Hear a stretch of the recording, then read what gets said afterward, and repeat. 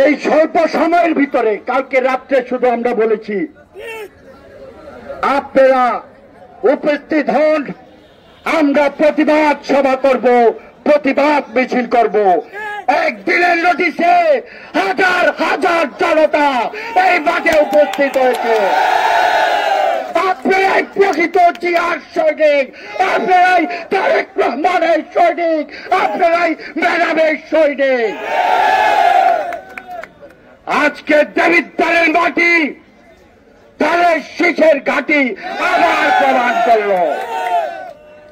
ভাইরা আমার, আমাদের ছোট ভাইরা, ছোট সন্তানরা, আমাদের বিরোধী দলে ইসলামী কিছু মানুষ আমাদের শহীদ প্রেসিডেন্ট জিয়াউর রহমানকে অপমানিত করতে চায়, তারেক রহমানের বিরুদ্ধে কথা বলতে চায়। ওরা জানে না এই তারেক রহমানের জন্যই আজকে এই নতুন ভাবে আমরা 5ই আগস্ট স্বাধীনতা পেয়েছি। এই তারেক রহমান সাহেব বিগত 17টি বছর ধরে, অনেকে বলে উনি লন্ডন চলে গেছে, লন্ডন যায়নি, খুনি হাসিনা উনাকে পাঠিয়ে দিয়েছে জোর করে।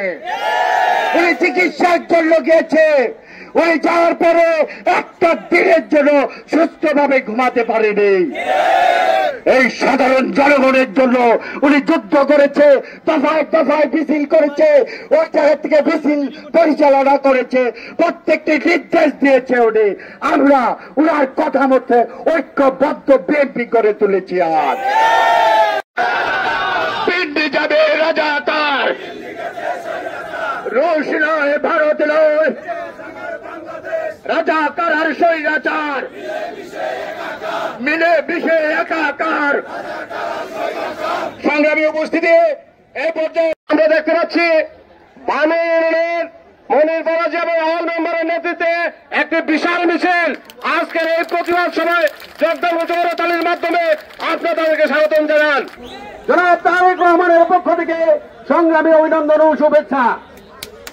আমাদের এই বাংলাদেশ একটি স্বাধীন বাংলাদেশ।